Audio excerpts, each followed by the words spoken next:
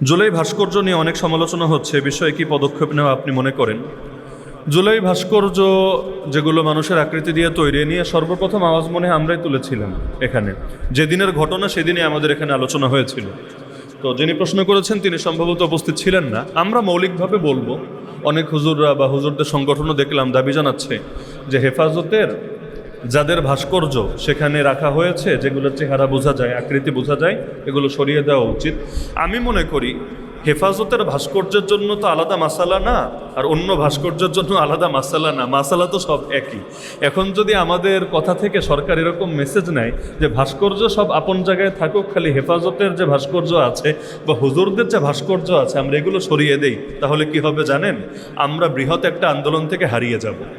এমনিই তো হুজুরদেরকে কেউ স্বীকৃতি দেয় না, তারা রক্ত দিলেও রক্তের কোনো মূল্যায়ন হয় না।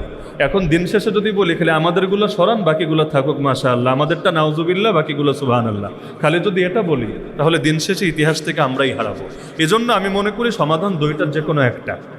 এক নম্বর সমাধান হলো সবগুলো ভাস্কর্যের ব্যাপারে আমাদের অবস্থান একই থাকবে। কারণ ভাস্কর্য শেখ মুজিবেরটা বানালেও যে মাসালা, ভাস্কর্য অন্য দলের নেতার বানালেও সে মাসালা, ভাগাভাগি করার সুযোগ নেই। কেউ যদি ভাগাভাগি করে ও দলান্ধ, কেউ যদি ভাগাভাগি করে দলান্ধ, বুঝতে হবে আওয়ামী লীগ নিয়ে তার চুলকানি, এজন্য সে শেখ মুজিবের ভাস্কর্যের বিরুদ্ধে, অন্য ভাস্কর্য নিয়ে বলছে না। না হলে আল্লাহ নবীর ভাস্কর্য যদি কেউ বানায় সেটার বিরুদ্ধে আমাদের অবস্থান নিতে হবে, এটাই কথা, ইখতিলাফের কোনো সুযোগ নাই। তাহলে আমরা হয়তো সব ভাস্কর্য নিয়ে বলবো সব সরাও, অথবা আমরা বলবো ভাস্কর্য থাকুক, কিন্তু যা কিছু নিষিদ্ধ, যেমন চেহারার আকৃতি বোঝা যাওয়া নিষিদ্ধ, তাহলে চেহারার আকৃতিটা সরিয়ে দাও, বাকিটা থাকুক। কেউ যদি আঙ্গুলের ভাস্কর্য বানায়, হাতের ভাস্কর্য বানায়, অথবা আকৃতি স্পষ্ট বোঝা যায় না এমন কিছু বানায়, ইসলামে সেটা কিন্তু নিষিদ্ধ না। নিষিদ্ধ হলো এমন জিনিস যেটার মুখাবয়ব, যেটার চেহারা আকৃতি স্পষ্টভাবে ভেসে ওঠে।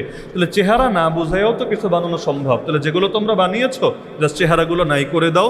আল্লাহ রসুল সাল্লাহ সাল্লাম যখন মক্কা বিজয় করলেন, ওই কাবার মধ্যে যে মূর্তিগুলো ছিল এর মধ্যে কিছু ছিল এমন দেয়ালে, কাবার দেয়ালে পর্যন্ত এগুলো আঁকা হয়েছিল, মানে একদম দেয়াল খোদাই করে আঁকা হয়েছিল। এখন বাকিগুলো তো সরিয়ে দিয়েছে, এগুলোর কি করবে?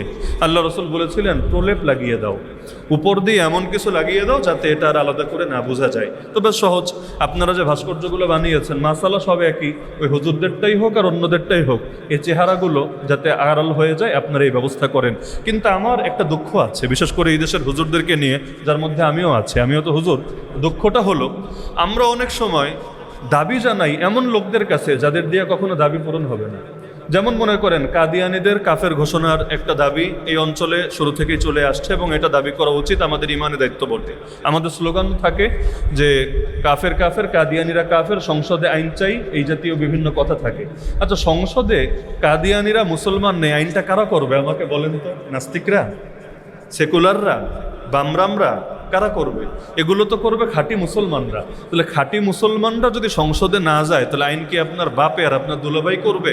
আপনি একদিকে চেষ্টা করবেন যে ইসলামী দলগুলো যাতে ক্ষমতায় যেতে না পারে, তার এই দোষ, তার ওই দোষ, এই সমস্যা, ওর এইটা এমন কেন, ওর ওইটা এমন কেন, খালি সবাই রে আপনি পচায় রাখবেন। দিন শেষে ক্ষমতায় পাঠাবেন তাদেরকে, বলবেন এরা মন্দের ভালো, এরা তো আমাদের মাদ্রাসায় টাকা দেয় মাশাআল্লাহ, আমাদের মসজিদে দান করে মাশাআল্লাহ, এদেরকে ক্ষমতায় পাঠাবেন। এরপর বলবেন কাদিয়ানীর বিরুদ্ধে, হিজবুত তাওহীদের বিরুদ্ধে, অমুকের বিরুদ্ধে, তমুকের বিরুদ্ধে। ভাই মনে রাখেন, ওরা কাদিয়ানীদের বিরুদ্ধে কখনোই অবস্থান নেবে না। কারণ কাদিয়ানীর বিরুদ্ধে অবস্থান নিলে, কাদিয়ানীদের হেড অফিস কোথায়? লন্ডনে, ব্রিটেনে। তো আজকে যদি কাদিয়ানীর বিরুদ্ধে অবস্থান নেয়, দেখবেন পুরো ব্রিটেন না, খালি গোটা ইউরোপীয় ইউনিয়ন, জাতিসংঘ, আমেরিকা, পশ্চিমা বিশ্বে একযোগে মাঠে নেমেছে। বিবিসি, সিএনএন, রয়টার্স সব গরম হয়ে গিয়েছে। বলবে দেখো বাংলাদেশে সংখ্যালঘুর অধিকার হরণ করা হচ্ছে। সংখ্যালঘু মানে খালি হিন্দু খ্রিস্টান না, কাদিয়ানীদেরকেও সংখ্যালঘু হিসাবে চিহ্নিত করে সারা দুনিয়া এমন অবস্থান নেবে সরকারের গদি নড়ে যাবে। এজন্য আপনারা আন্দোলন করে একদম যদি পড়ে যায়, দেখবেন সরকার এগুলোতে নাক গলাবে না। যেই সরকারই আসুক না কেন, একমাত্র সেই সরকারই এগুলো নিয়ে গরম হবে যেই সরকারের গদির চাইতেও আল্লাহর ভয় বেশি আছে। যে আল্লাহর ভয় এই পরিমাণ আছে, প্রয়োজনে শহীদ হবে, তবুও গদি নিয়ে চিন্তা করবে না, আদর্শে আপোষ করবে না। ওই রকম সরকার যতদিন না আসবে, খালি মিছিলই হবে, লং মার্চি হবে, মহাসমাবেশী হবে, কাজের কাজ কিছু হবে না। এজন্য ক্ষমতায় কাদের পাঠাবেন ওইটা চিন্তা করেন, এরপর আইন কি বানাবেন ওইটা নিয়ে কথা বললেন। না হলে এই 54 বছর গিয়েছে, আরও 500 বছর যাবে, তবু আমাদের দাবি কখনো আদায় হবে না। আল্লাহ আমাদের বুঝ দান করুন। এক ভাই জিজ্ঞেস করেছে, সম্প্রতি এক লোক পায়ে হেঁটে হজ করার উদ্দেশ্যে বের হলেন, কিন্তু পায়ে হেঁটে যাওয়ার জন্য 4 গুণ টাকা লাগে, এখন তার হজ কি হবে? এ আর এক ভাইরালের রোগ আমাদের বাংলাদেশে এবং দুনিয়ার বহু মানুষরা ধরে। পায়ে হেঁটে হজ করার মধ্যে কি ফজিলত আছে আমাদের বুঝান।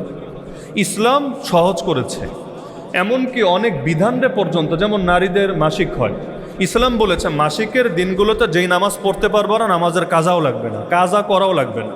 কেন?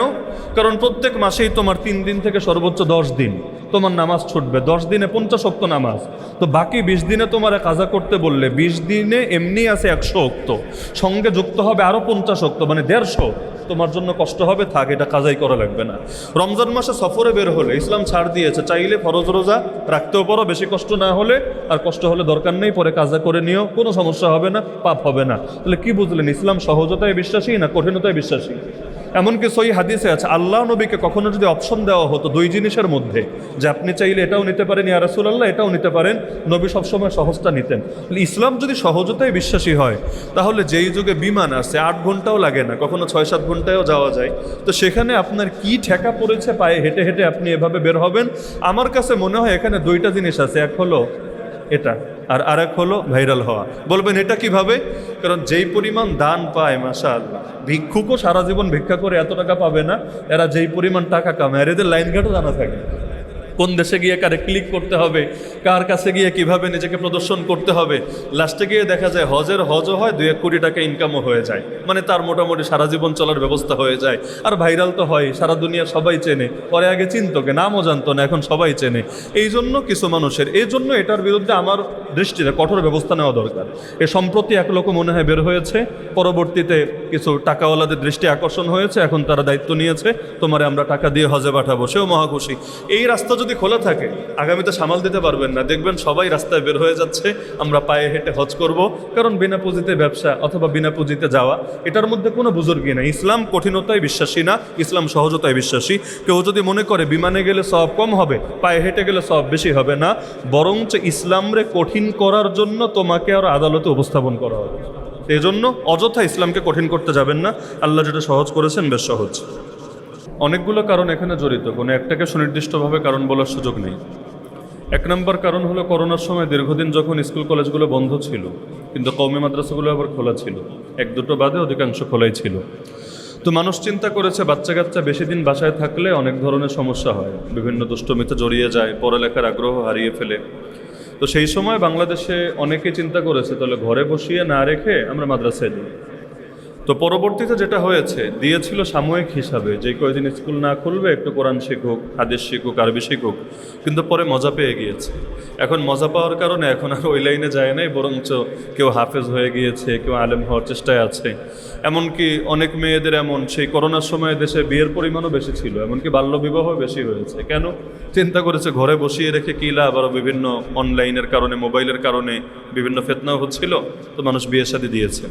তো করোনার সময় এক ধাক্কা গেল। দ্বিতীয় হলো, বিগত সময়ে আমাদের পলাতক নেত্রী শিক্ষা সিলেবাসে এমন কিছু জিনিস ঢুকিয়েছিল, তিনি ঢুকিয়েছেন এমন না, কিন্তু তার সরকারের লোকেরা অথবা বিভিন্ন দায়িত্বশীল লোকেরা ঢুকিয়েছে। ওই যে শরীফ শরীফার গল্পের কথা শুনেছিলেন, সমকামিতা, নাস্তিকতা, বিভিন্ন ধরনের শয়তানি ভণ্ডামি, এগুলো সিলেবাসে ঢুকানো হয়েছে। তো একটা সময় ছিল এমন, হুজুররা এগুলো নিয়ে আলোচনা করতো না। হুজুরদের আলোচনা ছিল আসমানের উপরে আর মাটির নিচে, তুলনামূলক অধিকাংশ জন। এখন আলহামদুলিল্লাহ মানুষ সচেতন, অনলাইনের কল্যাণে আরও সচেতন। এগুলো নিয়ে সারা বাংলাদেশে প্রত্যেক ওয়াজে, প্রায় প্রত্যেক মসজিদে এত আলোচনা হয়েছে। মানুষ চিন্তা করেছে, আরে ডাক্তার ইঞ্জিনিয়ার পরে হবে, ইমানদার হওয়া লাগবে আগে। ইমান বাঁচাতে চাইলে আগে ইমান কোথায় ঠিক রাখা যাবে এটা দেখতে হবে, এরপর ইমান ঠিক থাকার পর যতটুকু হয় আলহামদুলিল্লাহ। ওইগুলোর একটা প্রভাবও এগুলোর মধ্যে পড়েছে। আর তৃতীয় কারণ হলো, আমাদের দেশের শিক্ষা ব্যবস্থা তো উন্নত হচ্ছে না, এমনকি সবচাইতে কম ব্যয়ও মনে হয় এখানে করা হচ্ছে। ডাকসুর ভিপি সাদিক কায়েম ও এক প্রোগ্রামে সে জানালো, আগে আমার এই তথ্য জানা ছিল না, ঢাকা বিশ্ববিদ্যালয়, প্রাচ্যের অক্সফোর্ডও কেউ কেউ বলে, ঢাকা বিশ্ববিদ্যালয় পর্যন্ত গবেষণা খাতে বাজেট 0। এটা আমার আগে জানা ছিল না, কল্পনায়ও ছিল না। বাজেট তো বিভিন্ন খাতে আছে, কিন্তু গবেষণার জন্য তো আলাদা বাজেট দরকার। এমনকি আমাদের দেশে যে বড় গবেষক তৈরি হয় না, দিনী লাইনেও কম হয়, ইলমের লাইনেও কম হয়। পৃথিবীতে ইন্ডিয়া, পাকিস্তানে এমন বহুত আলেমের নাম বলা সম্ভব যাদেরকে সারা দুনিয়া চেনে। বাংলাদেশে আমাকে 10 জন আলেমের নাম বলেন, সারা দুনিয়া চেনে।